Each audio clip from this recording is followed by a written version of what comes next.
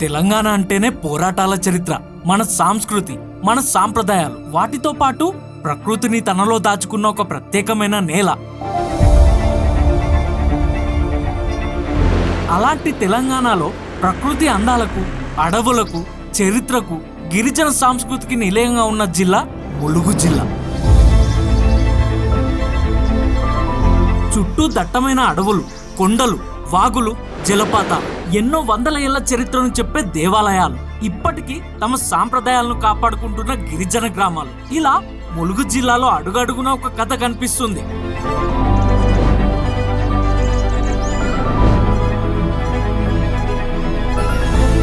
ఈ నేలలోనే వేల ఏళ్ల నాటి ఆది మానవుల ఆనవాళ్లు కూడా కనిపిస్తాయి. ఒకప్పుడు వరంగల్ జిల్లాలో భాగంగా ఉన్న ఈ ప్రాంతం 2019లో ప్రత్యేక జిల్లాగా ఏర్పడింది. కాకతీయుల వైభవానికి గుర్తింపుగా నిలిచిన రామప్ప ఆలయం నుంచి అడవుల మధ్య దాగి ఉన్న ఏషియాలోనే అతిపెద్ద గిరిజన జాతరగా పేరు తెచ్చుకున్న మేడారం జాతర వరకు, దేవుని గుట్ట లాంటి అబ్బురపరిచే ప్రదేశాల నుంచి దేవుని గుళ్ళల్లో దాగిన చరిత్ర వరకు, ప్రతి దాంట్లో ఒక అద్భుతమైన ప్రపంచమే కనబడుతుంది.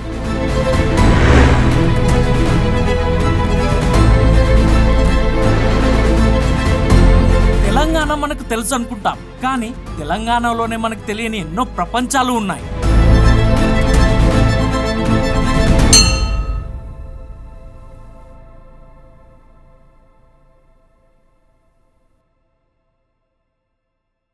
ఈ మధ్యకాలంలో నా ఛానల్కి మంచి సపోర్ట్ లభిస్తుంది. మీ కమెంట్స్ అయితే నాకు ఎంతో బూస్టింగ్ని ఇస్తున్నాయి అన్నమాట. నన్ను సపోర్ట్ చేస్తున్న ప్రతి ఒక్కరికి చాలా పెద్ద థ్యాంక్స్. అండ్ అలాగే ఇప్పటికీ నా ఛానల్లో 70-80% వరకు టీవీలోనే చూస్తున్నారు, కానీ ఎవరు సరిగ్గా మన ఛానల్ని సబ్స్క్రైబ్ చేసుకోవట్లేదు. సో నాకు తెలుసు టీవీలో ఒక వీడియోని లైక్ చేయడం అన్నా, లేదా ఒక యూట్యూబ్ ఛానల్ని సబ్స్క్రైబ్ చేయడం అన్నా కష్టమని, అయినా మీరు నా కోసం నా ఛానల్ని సబ్స్క్రైబ్ చేస్తారని, నన్ను సపోర్ట్ చేస్తారని మనస్ఫూర్తిగా కోరుకుంటున్నా. ఇంకెందుకు ఆలస్యం, ఈ పూర్తి వీడియో కంప్లీట్గా చూసేయండి.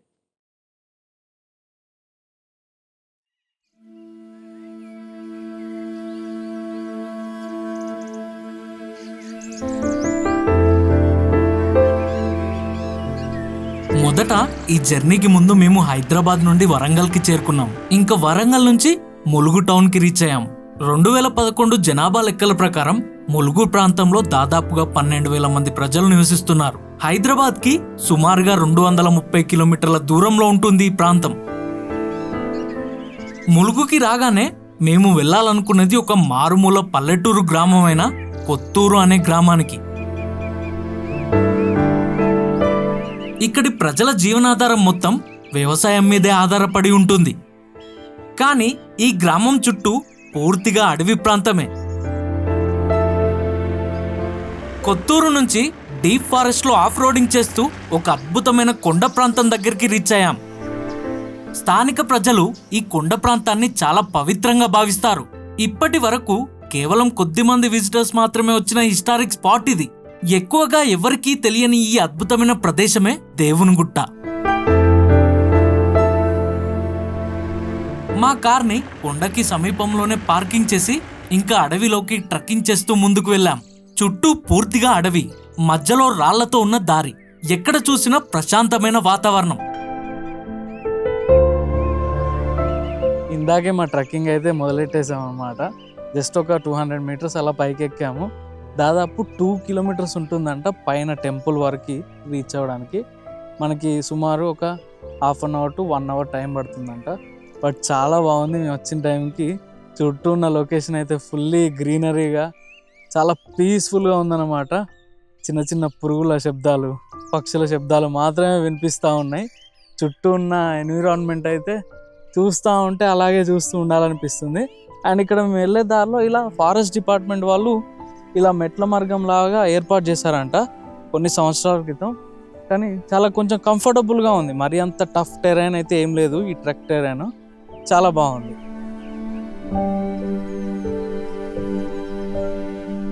ఈ ట్రెక్కింగ్ సమయంలో ముందుకు వెళ్లే కొద్దీ ప్రతి సీన్ మారిపోతూనే ఉంటుంది. ఒకవైపు ఈ ప్రకృతి అందం, మరోవైపు ఈ కొండ మీద ఎప్పుడో నిర్మించిన పురాతన ఆలయం చూడాలనే ఆసక్తి. ఇలా అడవిని దాటుకుంటూ, కొండను ఎక్కుకుంటూ చివరికి మనం చేరుకోబోయేదే దాదాపు 1500 ఏళ్ల చరిత్రను తనలో దాచుకున్న ఈ అద్భుత దేవుని గుట్ట ఆలయం.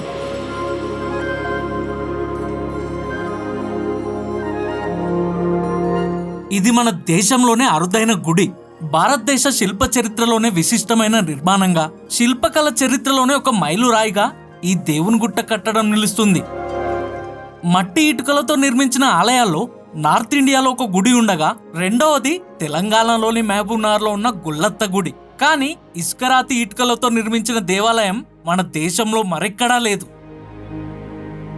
మన దేశంలోని చారిత్రక కట్టడాల్లో మనకు కనిపించేవి వేసర, ద్రవిడ లాంటి ఆలయ శిల్పి నిర్మాణాలు. కానీ ఈ ఆలయం కంబోడియాలోని అంకోర్ వాట్ ఆలయాన్ని తలపించే అద్భుత నిర్మాణం. ఆశ్చర్యం కలిగించే విషయం ఏమిటంటే, అంకోర్ వాట్ దేవాలయం కంటే ముందే తెలంగాణలో అటువంటి నిర్మాణాలు జరిగాయని ఈ ఆలయం నిరూపించింది. పరిశోధకులు దీన్ని 6వ శతాబ్దంలో నిర్మాణం జరిగిందని భావిస్తారు. ఇక్కడి రాళ్ల మీద కనిపించే ఆ శిల్పాలు ఆ కాలం నాటి కళాకారుల ప్రతిభను మన కళ్ళ ముందే చూపిస్తాయి. లైట్ వెయిట్ బండ అనేది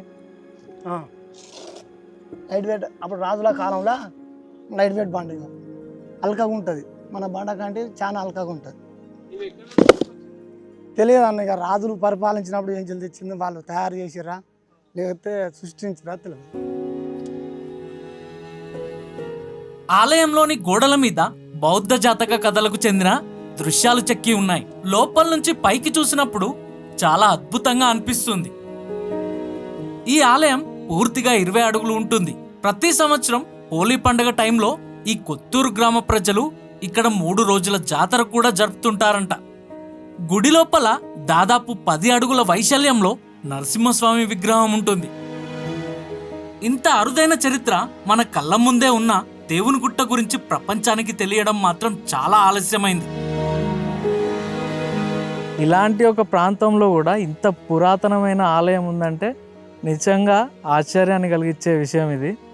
కానీ ఆ టెంపుల్కి సంబంధించిన ఆర్కిటెక్చర్ ఏదైతే ఉందో నిజంగా మహా అద్భుతం అనే చెప్పుకోవాలి.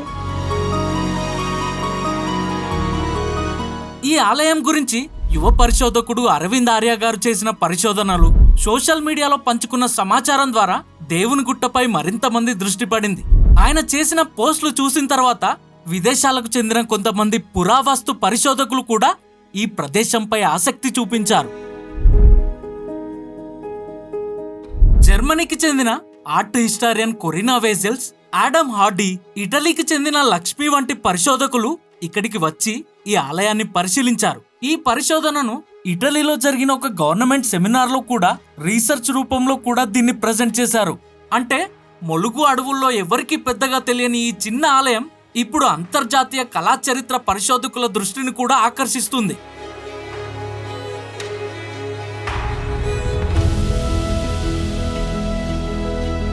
ఈ ఆలయానికి దగ్గరలోనే ఒక చిన్న వాటర్ పాండ్ కనిపించింది. ఇది ఇక్కడి గ్రామస్తులకు చాలా పవిత్రమైనది అని చెప్పారు. ఇది మీ చిన్నతనం కాంచెల్లి మనిషి అలికిరి అయితే 2 ఇంచుల వాటర్ గుంజుతుంది ఇళ్ళకు. ఇక్కడి నుంచి వెళ్ళి పాకాలం చెరువులకు కలెక్షన్ ఉందని మా తాత వాళ్ళు చెప్పేది. అదే ఆచరిస్తున్నాం మేము కూడా.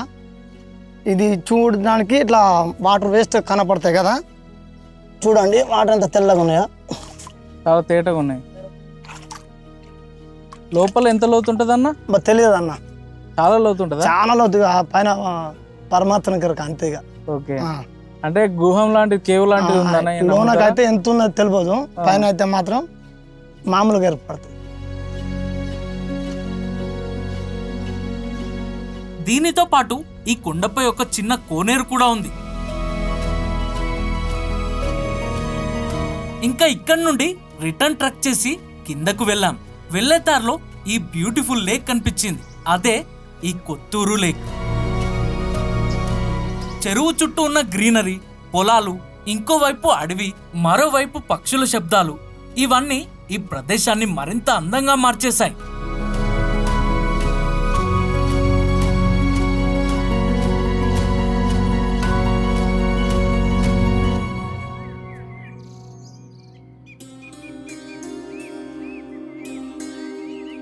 ఇలా ఇంతసేపు చూసిన అద్భుతం గురించి ఆలోచిస్తూ మరో అద్భుతం దగ్గరికి చేరుకున్నాం.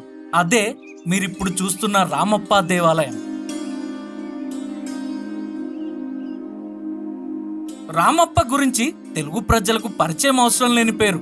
ముఖ్యంగా తెలంగాణ ప్రాంతంలో ఈ పేరు వినని వారు ఉండరు. ఈ ఆలయాన్ని చూస్తే మన పూర్వీకుల ఆలోచన, కళ, ఇంజనీరింగ్ ఎంత గొప్పగా ఉండేదో చెప్పడానికి సజీవ సాక్ష్యం. ములుగు జిల్లాలోని పాలంపేట్ గ్రామంలో ఉన్న ఈ టెంపుల్ యొక్క అసలు పేరు కాకతీయ రుద్రేశ్వర దేవాలయం. ఇది శివుడికి అంకితం చేయబడింది. ఎందరో శిల్పుల చేతుల్లో జీవం పోసుకున్న ఈ శిల్పాలను ఎంతసేపు చూసినా అలాగే చూస్తూ ఉండిపోవాలనిపిస్తుంది.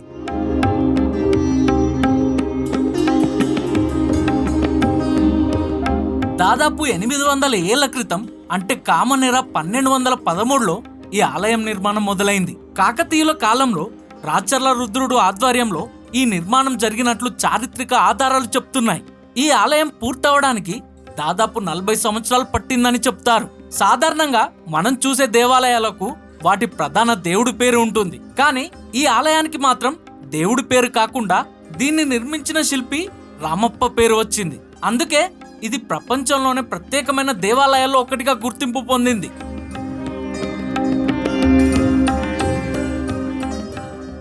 మనకి డిజైన్స్ వచ్చి ఇప్పుడు డ్రెస్సెస్ పైన, సారీస్ బార్డర్ పైన కాపీ చేస్తున్నారు. ఇవేమో మన వాళ్ళు బ్యాంగిల్స్లా కాపీ చేస్తున్నారు.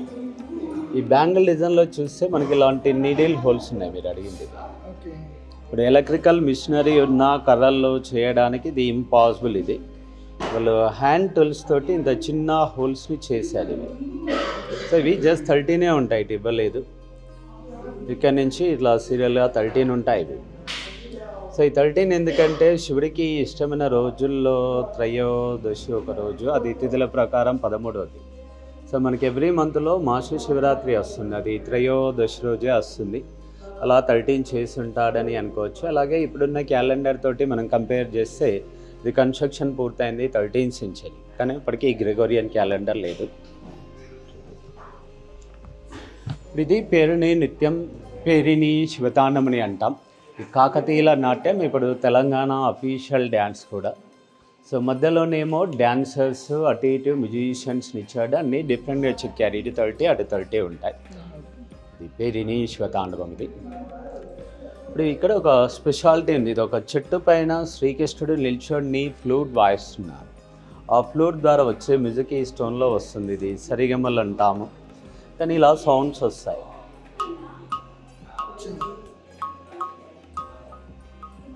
దేనికి సౌండ్ రాదు, దాన్నే సరిగమలని అంటాం. సో ఇక్కడ ఒక ప్రత్యేకత ఉంది. మనకి ఇక్కడ ముగ్గురికి 6 కాళ్ళు ఉండాలి, కానీ ఇక్కడ 4 కాళ్ళని ఇచ్చాడు. మనం ఇలా క్లోజ్ చేస్తే ఇతడి కాళ్ళు ఇతడుకున్నాయి, ఇలా క్లోజ్ చేస్తే ఇతడి కాళ్ళు ఇతడుకున్నాయి, అటు ఇటు క్లోజ్ చేస్తే మధ్యలో అతడి ఉన్నాయి. సో ఉండాల్సింది 6 కాళ్ళు, ఉన్నవి 4, కానీ ఒక్కొక్కరి చూస్తే వేరే 2 కాళ్ళు వాళ్ళకు ఉంటాయి. ఆ 3 ఒకేలాగా చెక్కి ఇది కంప్లీట్గా డిఫరెంట్గా చెక్కాడు. అన్నిటికంటే సన్నగా ఉంటుంది. మళ్ళీ ఇక్కడ అన్నిటికీ శిల్పాలని ఇక్కడ ప్లేన్ ఇచ్చి సొట్ట చేశాడు. సో ఇది ఎందుకంటే గుడి యొక్క శిల్పకళ చూసి దిష్టి అనేది తలవకుండా ఒక లోపాన్ని ఇచ్చారు. అక్కడ ఉండాల్సిన శిల్పాలను తీసుకొచ్చి కింద చేశాడు, మిగతా వాటికి దేనికి ఇవ్వలేదు. సో ఇదంతా బాగుంది అనకుండా ఇదేంది ఇలా ఉంది అనుకునే విధంగా కావాలని ఒక లోపాన్ని ఇచ్చారు. సో దీన్ని బట్టి అప్పటి నుంచే దిష్టికి వాస్తుకు ప్రిఫరెన్స్ ఇచ్చారనేది తెలుసుకోవచ్చు మనం. ఈ పక్కనేమో మోడల్ టెంపుల్. ఇదంతా కట్టే టైంలో దాన్ని కట్టి దాన్ని చూసుకుంటే ఈ మెయిన్ టెంపుల్ని కట్టారు. శివలింగ నంది ఉన్నాయి, కాటేశ్వర ఆలయం ఉంటాయి.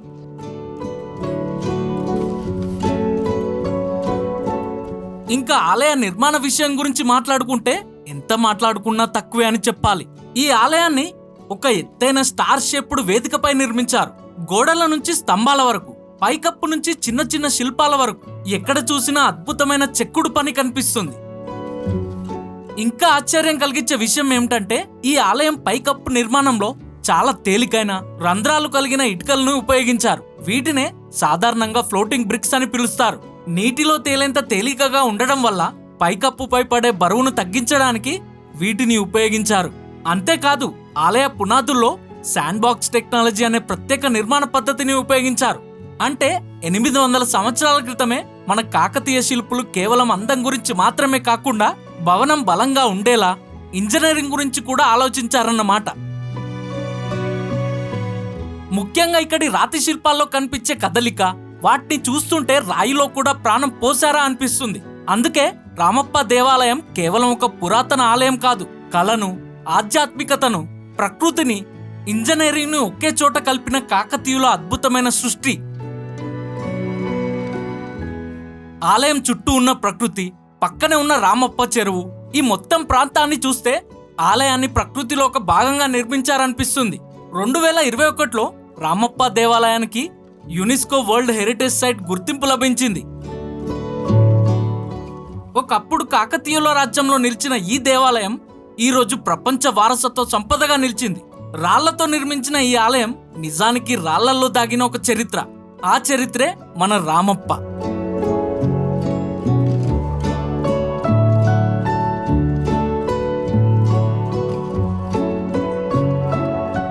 కాకతీయుల పాలన సూత్రం ట్రిపుల్ టీగా చెప్తుంటారు. అంటే ట్యాంక్, టౌన్, టెంపుల్ అని. ఇందువల్లే ఆలయ సమీపంలో విశాలమైన చెరువును కూడా నిర్మాణం చేయించారు. రాచర్ల రుద్రుడు ఈ రామప్ప చెరువుతో పాటు మరిన్ని చెరువులు తవ్వించినట్టు శాసన ఆధారాలు చెప్తున్నాయి. ఇక్కడి వరకు మొబైల్లో చూసిన నా ఆడియన్స్ అందరికీ ఒక చిన్న రిక్వెస్ట్, ఈ వీడియోని కనుక లైక్ చేపి ఉంటే లైక్ చేసేయండి. అలాగే హైప్ దిస్ వీడియో అని ఉంటుంది, ఖచ్చితంగా హైప్ పాయింట్స్ అయితే ఇచ్చేయండి. అండ్ మీరు నా రెగ్యులర్ ట్రావెల్ అప్డేట్స్ కోసం ఇన్స్టాగ్రామ్లో కూడా ఫాలో అవ్వచ్చు. లింక్ డిస్క్రిప్షన్లో ప్రొవైడ్ చేశాను, వెళ్ళి చూడండి.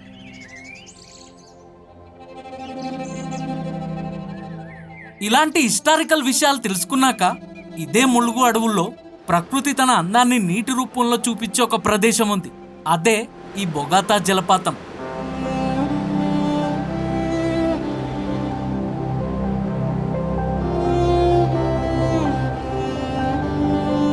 వాజేడు మండలంలోని అడవి ప్రాంతంలో ఉన్న ఈ జలపాతం చీకుపల్లి వాగు మీద నుండి ఏర్పడింది. చుట్టూ ఉన్న అడవి, కొండలు, రాళ్ల మీద నుంచి చాలా వైడ్ రేంజ్లో నీళ్ల ప్రవాహం ఉండడంతో ఈ వాటర్ ఫాల్స్ మరింత స్పెషల్గా కనిపిస్తుంది.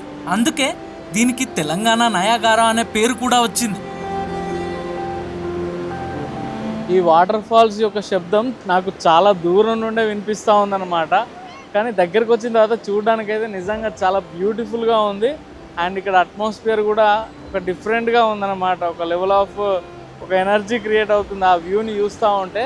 ఇది యాక్చువల్గా one of the largest water falls అని చెప్పుకోవచ్చు. తెలంగాణ నయాగరా వాటర్ ఫాల్స్ అని కూడా పిలుస్తూ ఉంటారు ఈ వాటర్ ఫాల్ని. ఇంకా వర్షం ఎక్కువ పడినప్పుడు కంప్లీట్గా ఆ స్టోన్స్ కూడా కనిపించకుండా ఫుల్లీ వాటర్తో నిండిపోయి ఉంటుందంట. బట్ ప్రస్తుతము కొంచెం అంటే మిడ్ రేంజ్లో వాటర్ ఫ్లోటింగ్ అయితే ఉంది. అండ్ టూరిస్టులు కూడా చాలా వరకు వీక్ డేలో కూడా ఫుల్గా వచ్చారు.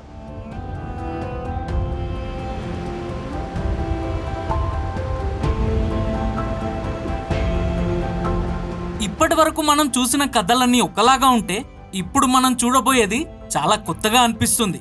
అదే రామన్నగూడెం అనే పల్లెటూరిలో ఎప్పుడూ భూమిలో నుంచి పారే వేడి నీటి ప్రవాహం. ఒక విధంగా ఇది హిమాలయాల్లో మనం చూసిన హాట్ స్ప్రింగ్స్ లాంటిది. సుమారు 30 ఏళ్ల క్రితం ఈ ప్రాంతంలో న్యాచురల్ రిసోర్సెస్ కోసం రీసెర్చ్ చేసినప్పుడు ఒక లోతైన బోర్ తవ్వారు. కానీ ఆ టైంలో ఇక్కడ న్యాచురల్ రిసోర్సెస్ దొరకలేదు. దానికి బదులుగా భూమిలో నుంచి వేడి నీరు బయటికి వచ్చింది. చాలా వరకు గ్రామస్తులు ఈ నీటిలోనే స్నానం చేస్తారని ఇక్కడి వారు చెప్పారు. ఇది ఏ ఊరే? మీ పేరేంటి? నా పేరు పోతురాజు. పోతురాజు. రామన్నగూడెం. ఇక్కడ ఇంత వేడి నీళ్ళు ఉన్నాయి, నేనే చూసి షాక్ అయినా. ఎందుకంటే నేను హిమాలయాలలో ఇట్లాంటి నీళ్ళని చూసిన, వేడి నీళ్ళను. ఇక్కడ ఎందుకు ఎట్లా వస్తున్నాయి ఆ నీళ్లు? ఎలా అంటే దీని ప్రత్యేకత ఏంది అసలు? అయితే పెట్రోల్ ఆయిల్ పడుతుందని వేసిండు బోరు. ఓకే. వేసుకుంటా 2 సంవత్సరాల చిల్లర పుట్టిండు. పుట్టినాక ఆ తర్వాత నీళ్ళు పైకి పుట్టింది. ఎన్ని సంవత్సరాల క్రితం జరిగింది ఇది? ఇదా గుర్తులేదు మనకు, కానీ చదువుకున్నాడు అయితే ఇన్ని సంవత్సరాలు. అయితే బోర్ వేయడం వల్ల అవి కాస్త ఇట్లా వేడి నీళ్ళ రూపంలో మీకు ఎప్పటికీ ఎప్పుడు 24 గంటలు 24 గంటలు వేడి నీళ్ళు వస్తాయి. ఇందులోనే స్నానం చేస్తారా? ఇళ్ళనే స్నానం చేస్తారు, ఇక్కడే బట్టలు ఎత్తుకుంటారు.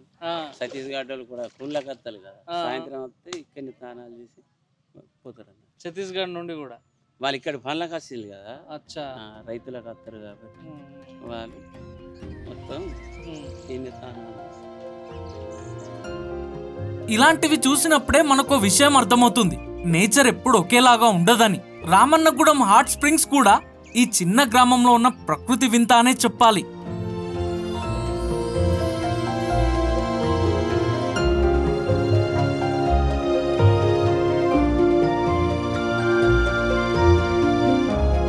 ఇక్కడి నుంచి కొంచెం ముందుకు వెళ్తే సౌత్ ఇండియాలోని అత్యంత ముఖ్యమైన నదుల్లో ఒకటైన గోదావరి మనకు వెల్కమ్ చెప్తుంది.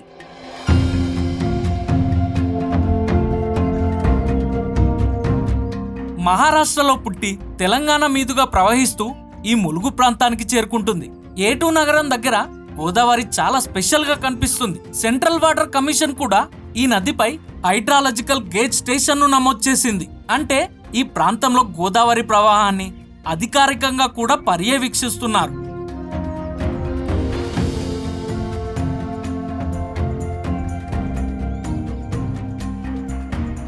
ముఖ్యంగా ములుగు జిల్లాలో గోదావరిలోకి అనేక వాగులు వచ్చి కలుస్తాయి. వాటిల్లో మేడారంలోని జంపన్న వాగ్ కూడా ఒకటి. దీనికి సంబంధించిన మేడారం జాతర మీద, అక్కడి ప్రాంతాల మీద ఒక సపరేట్ డాక్యుమెంటరీ మన ఛానల్లో ఉంది. ఈ పూర్తి వీడియో చూశాక వీలైతే ఆ వీడియో కూడా తప్పకుండా చూడండి.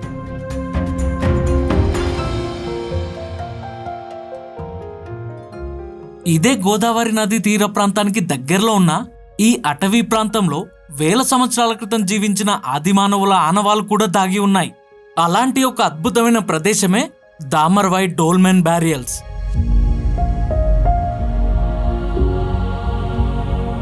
మొదట మేము దామర్వాయ్ గ్రామానికి అడవి మార్గంలో ఒక మట్టి రోడ్డు మీదుగా చేరుకున్నాం. ఇది ఒక అందమైన గ్రామం. ఈ ఊరు చుట్టూ మొత్తం అడవి ప్రాంతమే ఉంటుంది. సుమారుగా 120 ఇళ్లుండే ఈ గ్రామంలో దాదాపుగా 650 మంది ప్రజలు నివసిస్తున్నారు. ఈ గ్రామంలోని యువకుల సహాయంతో దామర్వాయ్కి 2 కిలోమీటర్ల దూరంలో ఉన్న ఈ దట్టమైన అడవిలో స్థానిక కోయ జాతి ఆదివాసీ తెగలు తమ ఆరాధ్య దైవంగా భావించే సూరుగుండయ్య గుట్టపైకి ట్రెక్కింగ్ చేయడం మొదలుపెట్టాం. ఇందాకే మనమైతే ఈ అందమైన దామర్వాయ్ గ్రామానికి వచ్చాము. ఈ విలేజ్ చూడడానికి చాలా రా అండ్ రస్టిక్గా చాలా బ్యూటిఫుల్గా ఉంది. ఇందాకే ఇక్కడ మన కార్ అయితే పార్క్ చేసేసాం. ఇప్పుడే ట్రెక్కింగ్ స్టార్ట్ చేసాం. మనం ఆదిమానవుల సమాధుల దగ్గరికి అయితే వెళ్తున్నాం అనమాట. యాక్చువల్గా ఈ దారి అంతా ఇలా ఉందన్నమాట. మొత్తం అడవి మధ్యలో ఫుల్గా చెట్లు ఉన్నాయి వర్షాకాలం అవడం వల్ల. కానీ చూద్దాం ఏముంటుందో ఏంటనేది. మనకి ఇక్కడ లోకల్ వాళ్ళు అయితే హెల్ప్ తీసుకున్నాం అనమాట. దాదాపు 1 కిలోమీటర్ ఉంటుందట ఈ ట్రెక్కింగ్ దారంతా. ఇలా ఇంత సైలెంట్గా ఉన్న అడవిలో నడుస్తూ థ్రిల్లింగ్ ఎక్స్పీరియన్స్ని పొందుతూ చివరికి ఒక వింతైన ప్రపంచంలోకి వచ్చేసాం. అదే ఇక్కడ కనిపించే ఆదిమానవుల సమాధులు. ఈరోజు మనిషి చంద్రుడిపై అడుగుపెట్టాడు. ప్రపంచంలో ఎక్కడి నుంచి ఎక్కడికైనా సెకండ్స్లో ఇన్ఫర్మేషన్ని పంపగలుగుతున్నాడు. కానీ కొన్ని వేల సంవత్సరాల క్రితం మనిషి ఎలా జీవించాడు, వాళ్ళ ఆచారాలు ఎలా ఉండేవి, చనిపోయిన వారిని ఎలా ఖననం చేసేవారు, ఇలాంటి ఎన్నో ప్రశ్నలకు సమాధానం చెప్పే ఆనవాళ్ళు మనకి అడవుల్లో కనిపిస్తాయి. ఇప్పుడు దగ్గర చెప్పాలంటే ఒక 2000 ఆ టైంలో ఇక్కడికి గొడ్ల కాపర్లు వాళ్ళు వీళ్ళు వచ్చేదన్న. వస్తే ఏమయ్యేదంటే ఈ గుట్ట మీద రాక్షసులు ఉన్నారు. ఇవి రాక్షసుల గుహలు. వాళ్ళు నిర్మించారు. ఇక్కడికి వస్తే చచ్చిపోతాం. ఇక్కడికి ఒక ఎద్దు రావద్దు, ఏం రావద్దు. ఇక్కడికి ఏమైనా ఒక మేక వచ్చిన ఎద్దు వచ్చినా వాళ్ళు పైకి వచ్చేటోళ్ళు కాదు. మళ్ళీ అది వచ్చే వరకు అక్కడ వెయిటింగ్ చేసేవాళ్ళు. సో అయితే తర్వాత ఏమైందనంటే ఇక్కడ వీళ్ళు ఉన్నారని రాక్షస గుహలు అని పేరు వచ్చింది.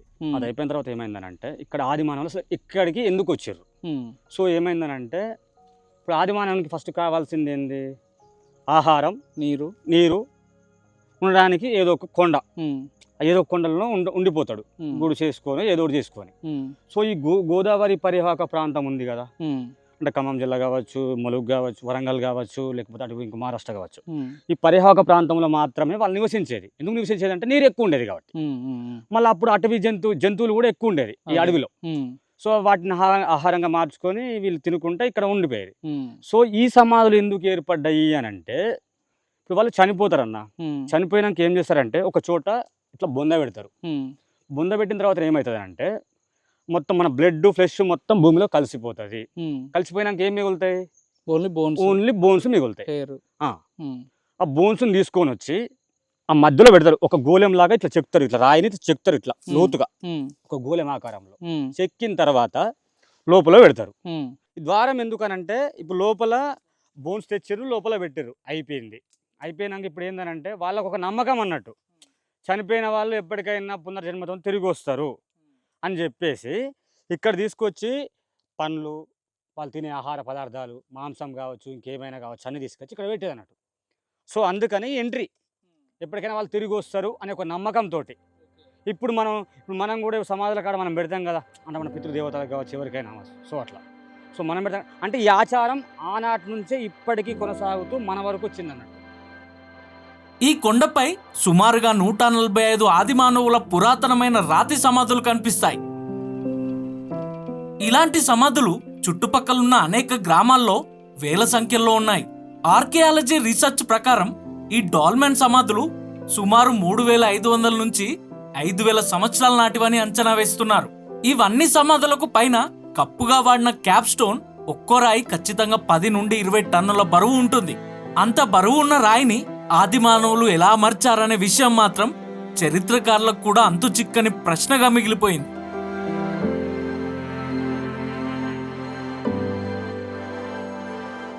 మైసూరు విశ్వవిద్యాలయంలో పురావస్తు ప్రొఫెసర్గా పనిచేసిన శాస్త్రవేత్త శ్రీ గురురాజారావు గారు megalithic culture in south India అనే పరిశోధన గ్రంథంలో డాక్టర్ విలియం కింగ్, ములాహరన్ అనే జియాలజిస్టులు వరంగల్, ఖమ్మం జిల్లా సరిహద్దు ప్రాంతాల్లోని అడవి ప్రాంతంలో 1877వ సంవత్సరంలో ఈ సమాధులను కనుగొన్నట్టు గురురాజారావు గారు తన పుస్తకంలో రాశారు. ఇదే విలియం కింగ్ గోదావరి తీరంలో బొగ్గు నిక్షేపాలను కనుగొన్నాడు.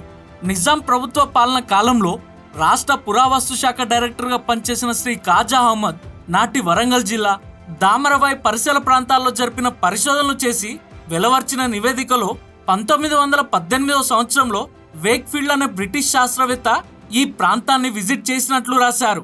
తెలంగాణలో మొత్తం 12 రకాల ఆదిమానవుని సమాధులున్నాయని, అయితే అందులో ఈ రకమైన సమాధులు కేవలం గోదావరి పరివాహక ప్రాంతాల్లో మాత్రమే ఉన్నట్లు ఆయన రాశారు.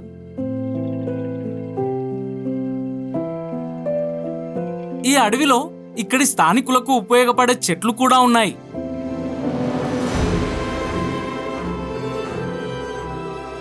ఈ అడవిలో తిరుగుతూ ఉంటే అన్నవాళ్ళు మనకి ఈ చెట్టు ప్రత్యేకత గురించి చెప్పారనమాట.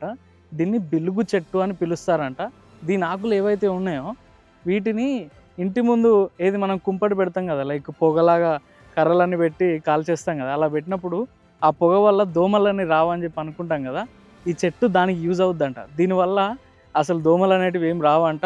అండ్ ఈ కర్ర ఏదైతే ఉందో దీన్ని గొడ్డలకి యూజ్ చేస్తారట ఈ కర్రని. సో చాలా స్పెషాలిటీ ఉందని చెప్పుకోవచ్చు ఈ చెట్టుకి. ఇలాంటివి ఎన్నో చెట్లు అడవిలో మనకు కనిపిస్తూనే ఉంటాయి. ఇంకా ఈ చెట్టు ఆకులను అయితే మనం న్యాచురల్ ఆల్అవుట్ అనుకోవాలి.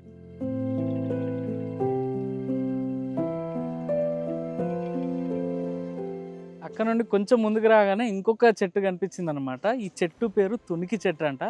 వీటి ఆకులు ఇక్కడి లోకల్ ట్రైబల్ పీపుల్కి ఎంతో విలువైనవి. అంటే వీటిని కట్టలుగా ఈ ఆకుల్ని తెంపేసుకొని ఇక్కడ నుంచి వాళ్ళు వేరే దగ్గర అమ్ముతారంట. అండ్ వీటితో ఈ ఆకులతో మనకి బీడీలు కూడా తయారవుతాయంట. ఇంకో మంచి థింగ్ ఏంటంటే సమ్మర్ టైంలో ఇది ఫలాలని కూడా ఇస్తుందంట, ఫ్రూట్స్ని. సేమ్ సపోటా టైప్లో ఉంటాయి, తునికి పళ్ళు అని చెప్పి చెప్తూ ఉంటారు. ఇంకా సపోటా కన్నా చాలా స్వీట్గానే ఉంటాయంట అవి. అన్నవాళ్ళు చెప్తే నాకు తెలిసిందనమాట. అవి కూడా ఇక్కడ నుంచి తీసుకెళ్ళి అడవిలో నుండి అమ్ముకుంటారంట. సో అలా కూడా వాళ్ళకి ఎంతో కొంత మంచి ఉపాధి కలుగుతుంది వీటి వల్ల. ఈ ప్రాంతానికి ఎవరైనా వచ్చి ఎక్స్ప్లోర్ చేయాలనుకుంటే, ఈ ఆది మానవులకు సంబంధించిన ఈ గుహాలు చూడాలనుకుంటే, మన ఇద్దరు బ్రదర్స్ కార్తిక్ ఇంకా శ్రీకాంత్ ఈ లోకల్ గ్రామానికి సంబంధించిన వాళ్ళు దాదాపు కొన్ని సంవత్సరాల నుండి ఎవరు వచ్చినా వాళ్ళే తీసుకెళ్తూ ఉంటారంట. వాళ్ళకి సంబంధించిన మొబైల్ నెంబర్స్ కూడా నేను మన డిస్క్రిప్షన్లో మెన్షన్ చేస్తాను. మీకు రావాలనిపిస్తే ఖచ్చితంగా కాంటాక్ట్ అవ్వండి.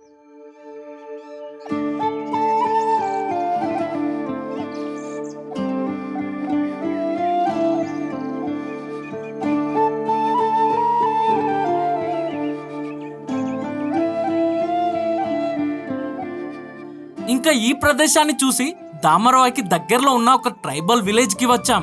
ఈ గ్రామం పేరే ఇప్పలగడ్డ. సుమారుగా 15 ఇల్లులు ఉండే ఈ గ్రామం నిజానికి చాలా బ్యూటిఫుల్ గా ఉంటుంది. నేచర్ కి దగ్గరగా ఉంటే ఎలా ఉంటుందో ఇక్కడి ఇల్లుల్ని చూస్తే అర్థమవుతుంది.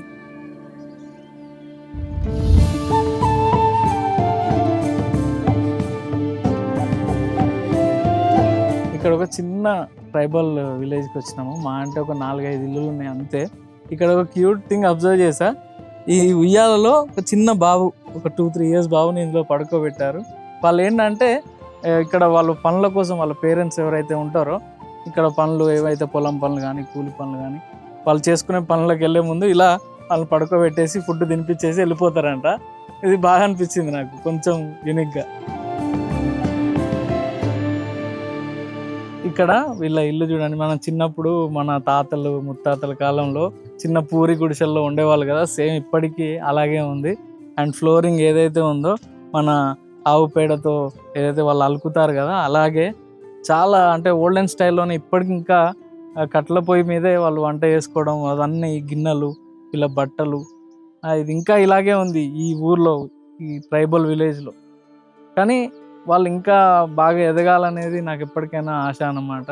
వాళ్ళ జీవితాలు చాలా బాగుండాలనేది ఒక చిన్న డ్రీమ్ నాకు ట్రైబల్స్ విషయంలో. ఈ ప్రకృతి మధ్యలో ఒక పురాతన పుణ్యక్షేత్రం ఉంది. అదే మల్లూరు శ్రీ హేమాచల లక్ష్మీ నరసింహస్వామి ఆలయం.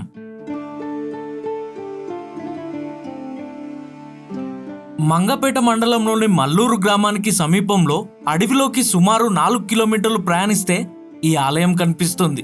సాధారణంగా మనం నరసింహస్వామి ఆలయాలను చూస్తుంటాం, కానీ వాటన్నిటిలో మల్లూరు దేవాలయం చాలా ప్రత్యేకంగా ఉంటుంది. ఇక్కడ స్వామివారు స్వయంభుగా వెలిశారు. ఈ క్షేత్రాన్ని హేమాచల క్షేత్రము అంటారు.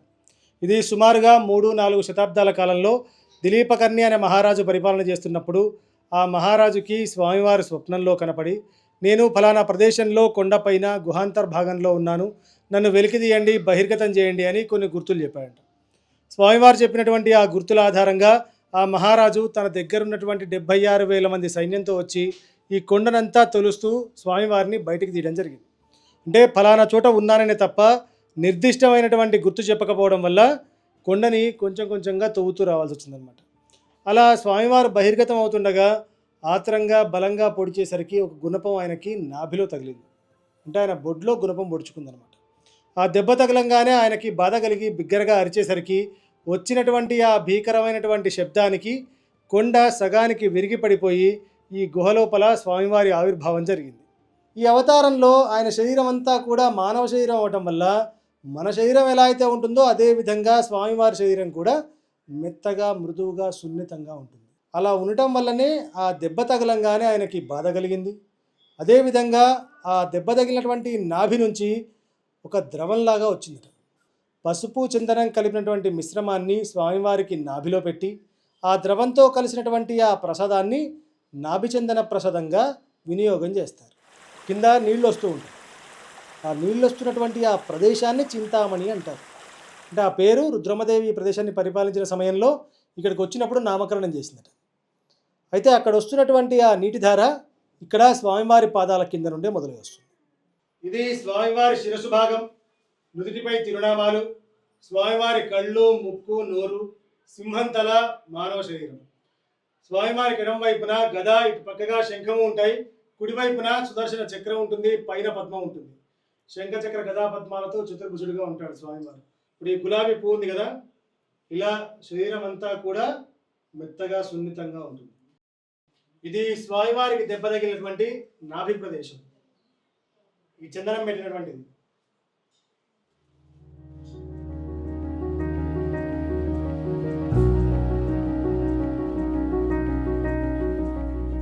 ములుగు ప్రాంతం అంటేనే అందమైన చెరువులకు నిలయం. అలాంటి ఒక అందమైన సరస్సే ఈ లక్నవరం లేక్.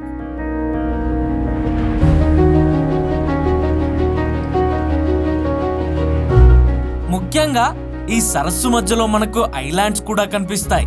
మొత్తం 13 ఐలాండ్స్ వరకు ఈ సరస్సులో ఉన్నాయి. వీటిలో 3 ఐలాండ్స్ కి కనెక్ట్ చేస్తూ ఒక హ్యాంగింగ్ బ్రిడ్జ్ ని నిర్మించారు. ఈ బ్రిడ్జ్ వ్యూ చూడ్డానికి చాలా బ్యూటిఫుల్ గా కనిపిస్తుంది.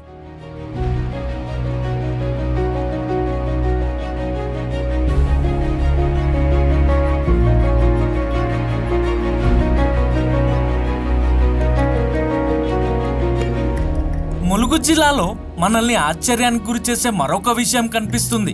అదే కొన్ని వేల సంవత్సరాల క్రితం ముందు రాళ్ల మీద పెయింటింగ్ వేసిన ఈ చిత్రాలు. లవ్వాలా అనే ఒక మారుమూల గ్రామం నుంచి సుమారు 6-7 కిలోమీటర్లు ట్రెక్కింగ్ చేసి ఈ ప్రదేశానికి చేరుకోవాల్సి ఉంటుంది. రాళ్లపై గీసిన ఈ చిన్న చిన్న చిత్రాలే ఆది మానవుల కాలానికి కెమెరాలుగా మారాయనుకోవచ్చు. గోదావరి నది పరివాహక ప్రాంతం ఆది మానవులకి ఆనవాళ్ళకి నిలవుగా ఉందని చరిత్ర చెప్తోంది. గోదావరి నది పరివాహక ప్రాంతాల్లో ఉన్న ప్రతి గ్రామంలోనూ ఎక్కడో దగ్గర ఆది మానవులకు సంబంధించిన అవశేషాలు, ఆనవాళ్ళు, ఆ కాలం నాటి సమాధులు మనకు కనబడుతూనే ఉంటాయి. ఉదాహరణకు దామర్వాయి, గంగారం, కాంచనపల్లి, గలబ, కామారం, రామారం, నరసాపురం, లవ్వాల ఇలా ఎన్నో ఊర్లలో దాదాపు క్రీస్తుపూర్వం 6000 నుంచి 8000 సంవత్సరాల మధ్య కాలం నాటి ఆదిమానవుల ఆనవాళ్ళు, అవశేషాలు, సమాధులు కొన్ని వేల సంఖ్యలో ఉన్నాయి. ఇదే నేపథ్యంలో ఈ ప్రాంతం కూడా ఆదిమానవుల ఆనవాళ్ళకి నిల్వగా ఉందని చెప్పడానికి మరొక సాక్ష్యం ఆదిమ మానవులు వేసినటువంటి రాతి చిత్రాలు. ఆ రాతి చిత్రాలు ఉన్నటువంటి ప్రాంతంలో మనం ఉన్నాం. ఇక్కడ మనకి ఆదిమానవుల కాలం నాటికి సంబంధించిన అనేక రాతి చిత్రాలు ఉన్నాయి. ఇక్కడ రాతి బౌల్డర్ కి ఆ కాలం నాటి మానవుడు వేసినటువంటి చిత్రాలు, ఎరుపు రంగులో వేసిన చిత్రాలు మనకు కనిపిస్తున్నాయి. బొద్దింక, లేడి, జింక, దుప్పి ఇట్లాంటి ఆనవాళ్ళతో పాటు అనేక రకాల కీటకాల బొమ్మలను కూడా ఆది మానవుడు వేయడం జరిగింది. అవి ఇప్పటికీ ఎన్నో శతాబ్దాలు గడిచినా, ఎన్ని వేల సంవత్సరాలు గడిచినా చెక్కు చెదరకుండా ఆనాటి మానవుడి సాక్ష్యాన్ని, ఉనికిని ఈ ప్రాంతంలో నిరూపిస్తున్నాయి, మనందరికీ తెలియజేస్తున్నాయి.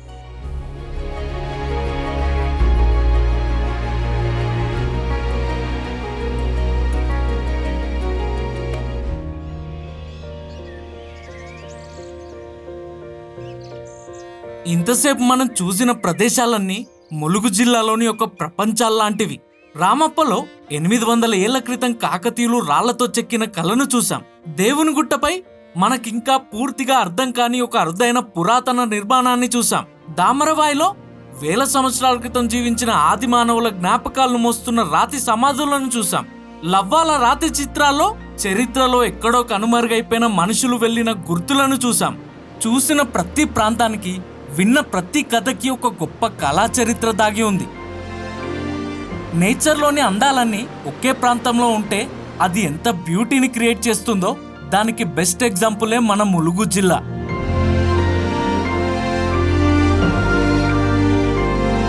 మా ఈ ప్రయాణానికి సహాయపడిన ప్రతి ఒక్కరికి పేరు పేరున హృదయపూర్వక ధన్యవాదాలు. ఇలాంటి మరెన్నో గొప్ప వీడియోల కోసం నా ఛానల్ని సబ్స్క్రైబ్ చేసుకోవడం మాత్రం మర్చిపోవద్దు. Until next video, stay tuned to Jagadish Johnny Films. Jai Hind.